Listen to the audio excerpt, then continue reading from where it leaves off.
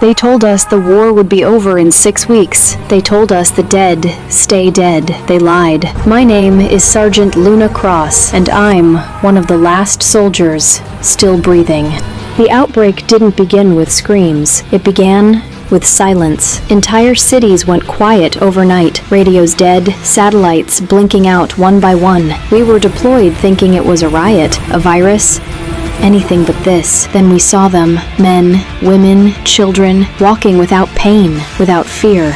Bullets slowed them but didn't stop them. Headshots were the only mercy. By the end of the first week, half my unit was gone. Governments collapsed faster than buildings. Airstrikes failed. Borders meant nothing. Hope became a rumor. We retreated into the ruins. Subways, bunkers, broken hospitals. Every night, the dead grew louder. They learned. They hunted in packs. They waited. They remembered us. And worst of all, some of them wore military uniforms.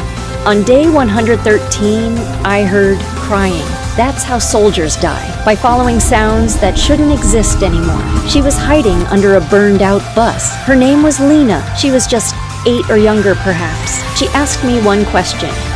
Are you going to leave me too? I hadn't cried since the war began. That day, I almost did. From that moment on, the war wasn't about survival anymore. It was about protecting what was left. The last human outpost fell because of one word: panic. A commander locked the gates early while soldiers were outside, civilians screaming, zombies pounding from every direction. I watched good men die because fear made us cruel. That night, I deserted. Not because I was a coward, but because I refused to become a monster while fighting them. We found the bunker by accident, deep underground, still powered, still alive. A scientist, half-starved, shaking, told us the truth. The virus didn't just reanimate the dead, it copied memory. That's why they followed us. That's why they remembered. The cure existed, but it needed a living host to deliver it to the atmosphere tower. A one-way mission. I left Lena with a radio and one promise: stay alive. I'll give you a future. The tower was crawling.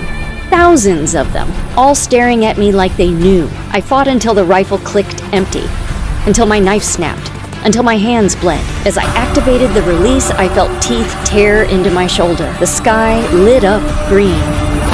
For the first time in years, the dead stopped moving. Weeks later, Lena spoke into the radio. Her voice was stronger, hopeful. Cities were clearing. People were coming back. They say the cure worked. They say humanity survived. They don't say my name. But sometimes, when the wind passes through empty streets, they swear they hear boots marching.